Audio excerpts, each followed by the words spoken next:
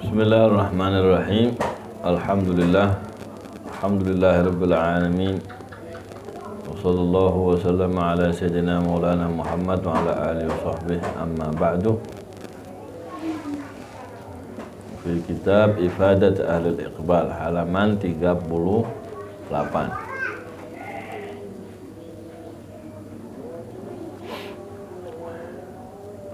Al-muru'atu mimma hazama. Kemarin sudah dijelaskan tentang muru'ah. Muru'ah yakni kita di dalam hidup ini ada aturan, ada tata tertib sopan santun sesuai dengan disiplin ilmu tertentu, sesuai dengan kedudukan tertentu dan lingkungan tertentu, gitu ya. Sopan santunnya orang berkedudukan sebagai apa, misalnya orang umum kebanyakan. Nah, apa adabnya orang umum? Ada. Orang berkedudukan khusus, ya, mulai ya dianggap tokoh agama, dianggap orang yang berkaitan dengan majelis, ada muruahnya sendiri, beda. Oh, nanti ulama beda lagi, tata sopan santunnya masing-masing mempunyai patokan. Nah, apa yang dijadikan patokan? Dzawil muru'at, yakni orang-orang yang paling tinggi kelasnya dalam jabatan kedudukan tersebut di daerah tersebut. Wahiyya syi'arus shalihin. Menjaga muru'ah tadi itu termasuk adalah simbol-simbolnya orang soleh. Ya. Fa innallaha karimun yuhibbul karam wa yakrahul lu'ma wa dana'atun nafs. Allah Ta'ala itu maha mulia dan mencintai segala yang berkaitan, yang berbentuk dengan kemuliaan. Orang yang mulia itu yang baik atau yang jelek? Tentu yang baik. Yang ngasih atau yang pelit? Yang mulia yang mana? Yang hebat? Semua hati manusia, hebat, Masya Allah, gampang ngasih, gampang ini. Artinya Allah suka ya dengan hal-hal, dengan akhlak, dengan perbuatan yang berkaitan dengan kebaikan, dengan kemuliaan-kemuliaan. Wa yakrahul lu'um. Allah tidak suka dengan kekejian, kejelekan. Ya, wadana atin nafs, dan juga kerendahan jiwa. Wal'iyadu billah. Nah, nanti setelah kita ya berbuat untuk menjaga kehormatan kita, menjaga kebaikan kita di hadapan manusia, plus nanti wa yajibu ayyakuna amalul abdi khalisan. Itu pun nanti wajib kita ini sebenarnya berbuat tadi ya, untuk menjaga kemuliaan kita atau karena Allah Subhanahu wa taala. Sebab tetap aja wajib amal seorang hamba itu murni. Ya. Ada orang misalnya lagi gaul rame-rame.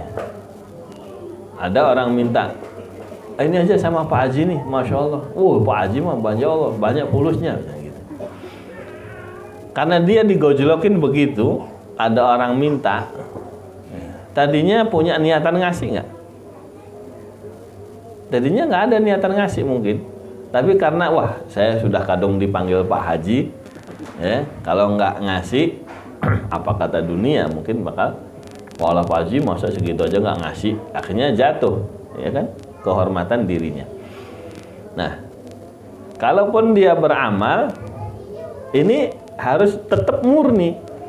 Ya. Fayutamayyazu ma yu'tihi lillahi aw muru'ah. Jadi dia harus paham. Yang dia berikan tadi harus bisa dia bedakan. Apakah saya ngasih tadi karena digos ini? Ya, digojlok sama teman-temannya, akhirnya malu, masa ini mah tajir dia mah, bisa gitu ya. Kalau nggak ngasih kan malu, udah kadung disanjung-sanjung, ya kan? Nah, dia ngasih tadi menjaga kehormatannya atau dia ngasih tadi karena Allah? Gitu. Tetap amal kita harus murni. Menjaga kehormatan diri itu harus, plus membersihkan amal kita dari campuran tadi. Sebenarnya itu ngasih untuk membela diri. Gitu aja nih. Gitu Pak Haji, Jadi dia ngasih karena siapa itu? Sebenarnya. Allah alam. Itu yang tahu hanya kita. Ya.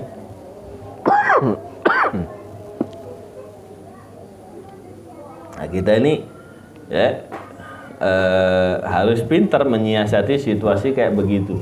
Bisa saja orang yang sungguh-sungguh sama Allah, biarin saya digojlokin orang.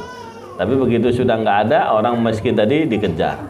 Pak, saya sebenarnya kepingin ngasih, cuma bukan karena digojlokin orang. Biar amal saya ini bersih nih, saya kasih bantu, doain supaya amal saya diterima sama Allah Ta'ala. Ada ahsan. Jadi dia bisa membedakan. Jadi tadinya ngasih untuk membela diri, untuk menjaga kehormatan diri, atau benar-benar murni karena Allah Subhanahu wa Ta'ala. Kalau nggak ngasih ya nemen juga, ya kan? Nah, ada lu'um termasuk hal-hal yang keji. Faslun. Al-khuruju minasyuh.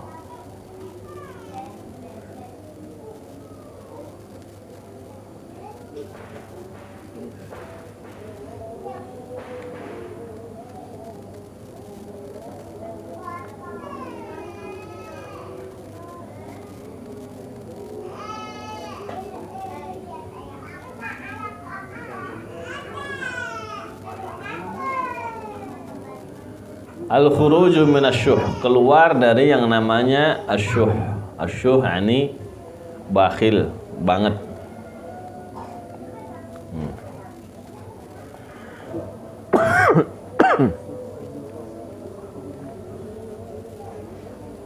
Ya. Ada syuh ini ya sudah sepantasnya bagi seorang hamba kebakhilan, ya. Bagian ulama membedakan antara bakhil dengan syuh. Kalau bakhil itu duit-duitnya sendiri, dia sendiri yang nggak mau ngeluarin. Kalau syuh itu punyanya orang, dia yang sewot. Nah, misalnya kita mau nyumbang nih, ya, orang itu kasihin, ini kasihin, jangan dikasih, dia mau cuma pura-pura aja. Itu yang mau ngasih siapa? Si A. Yang ngelarang siapa? Si B. Gitu. Yang mau ngasih si A, uangnya si A, kok si B yang sewot. Ada si B ini namanya syahih, orang yang bakhil. Ya. Ada syuh.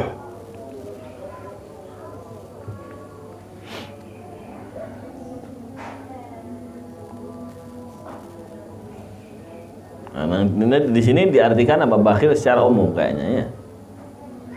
Ama bakhil punyanya orang itu syuh. Ama punya kita sendiri nggak mau ngeluarin, ada bakhil.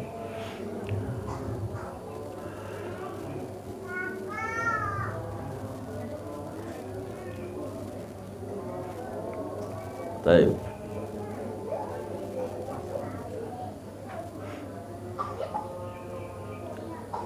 Yang pertama, aslu syuhi nabi'un minal uluwi wa tajabburi bil mal. Asal muasal dari bakhil itu tumbuh sumbernya dari merasa tinggi, wa tajabbur, ya, merasa perkasa, bisa memaksa bil mali dengan harta. Ya. Itu asalnya. Kenapa orang jadi bakhil itu? Karena dia merasa kalau saya kehabisan duit, hilang derajat saya. Watajabbur, dan nggak bisa mekedel lagi, nggak bisa bergaya lagi, nggak bisa maksa orang, nggak bisa ngatur orang. Nih, udah sih. Itu tajabbur. Ya, memaksa orang dengan bayaran. Nah, biasanya orang yang suka memaksa orang dengan bayaran itu akhirnya timbulnya bakhil. Kalau dia nggak ada kepentingan, ya nggak ada keuntungan, tidak terangkat derajatnya, tidak bisa dipakai sombong-sombongan, nggak bisa maksa, ya nggak mau ngeluarin duit. Itu juga boleh disebut syuh.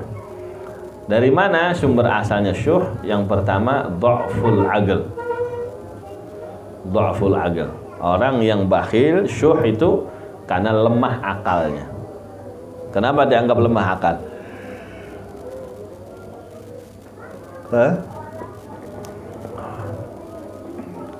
li'adami sihhati tamyizi wan nazar fil awaqib, sebab dia tidak bisa memandang dan membedakan bagaimana nanti dampak di akhirnya. Nggak bisa mikir dampak jangka pendek, jangka menengah, jangka panjangnya.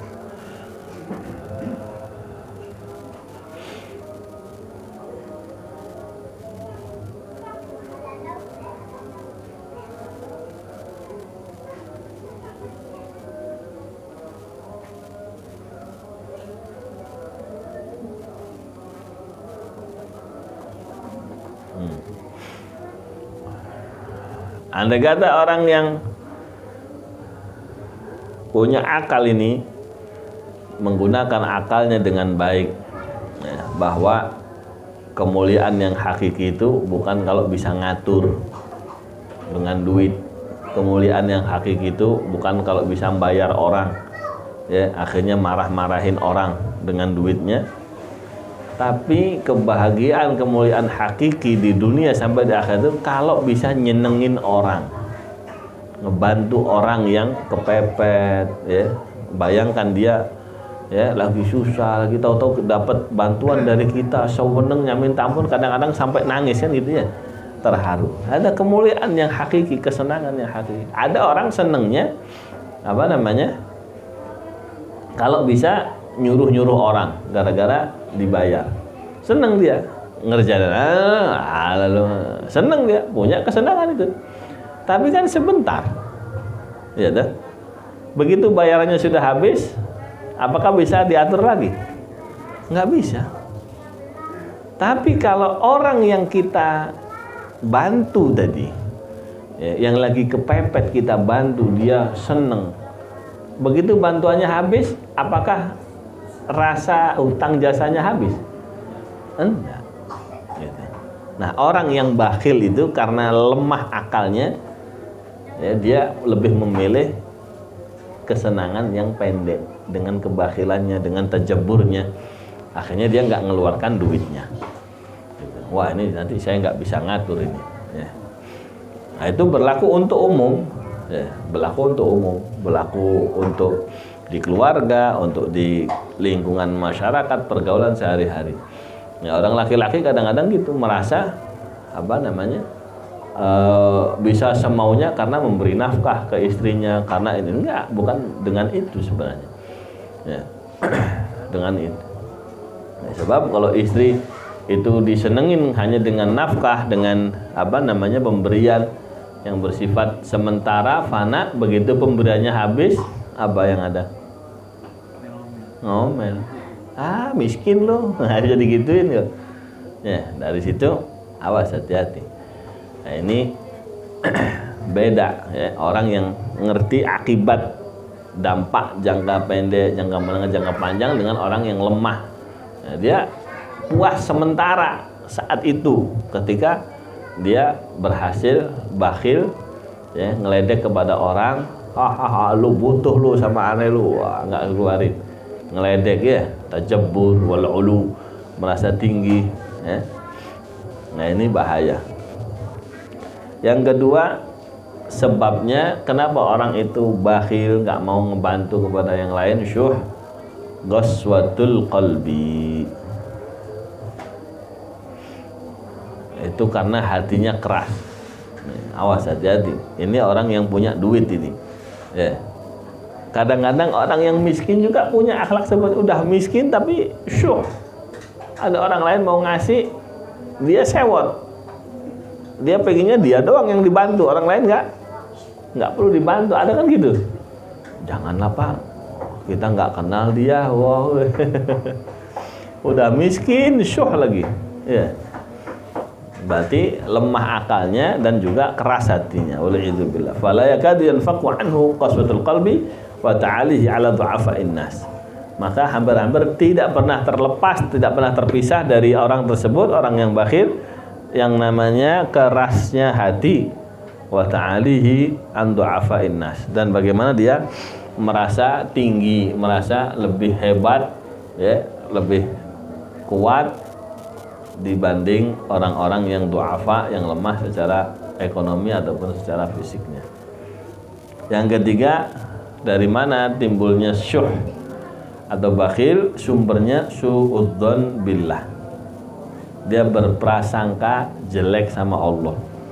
Wah, nanti kalau saya keluarkan, saya dapat rezeki dari mana lagi? Loh, Allah kayak nggak mau ngeganti ya, Pak. Ente su'udzon sama Allah. Ya. Apa? Li'annahu la yathiqu bi rabbih.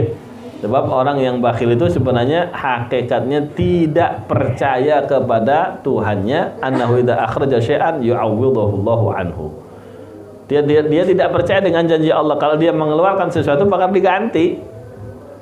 Ya, karena dia ragu, dianggap suudzon sama Allah. Wah, kalau besok saya perlu gimana? Saya keluarkan, wah habis dong. Loh, tenang, Allah janji. Ya, Allahumma a'ti munfiqan khalafan wa'ti mumsikan talafa. Setiap pagi sore malaikat ngedoain, ya Allah, yang ngeluarin duitnya kasih gantinya ya Allah. Yang menahan duitnya kasih rusak habis duitnya ya Allah. Tiap pagi sore malaikat ngedoain kayak gitu. Janji dari Allah Ta'ala, man dzalladzi yuqridu qardan hasanan fa yudha'ifahu adha'afan katsira. Siapa yang mau ngasih pinjaman dengan pinjaman yang baik, nanti bakal dilipat gandakan dengan lipat ganda yang sangat banyak. Enggak percaya juga, enggak ngeluarin. Nah, ini timbulnya dari suudzon kepada Allah Subhanahu wa Ta'ala. Moga-moga Allah Ta'ala memberikan kita akal yang jernih, ya, yang ada nurnya, sehingga kita bisa beramal soleh dengan akal kita dan hati kita dilembutkan sama Allah Ta'ala, tidak keras, ya, tidak sampai memandang orang lain dengan pandangan merendahkan, menganggap lemah dan sebagainya. Dan moga-moga kita diberi yakin sama Allah Subhanahu wa Ta'ala, sehingga kita lebih percaya dengan jaminan janji dari Allah ketimbang jaminan-jaminan dari yang lainnya. Wallahu a'lam. Asyhadu an la ilaha illallah, astaghfirullah, as'alukal jannata wa a'udzu bika minan nar.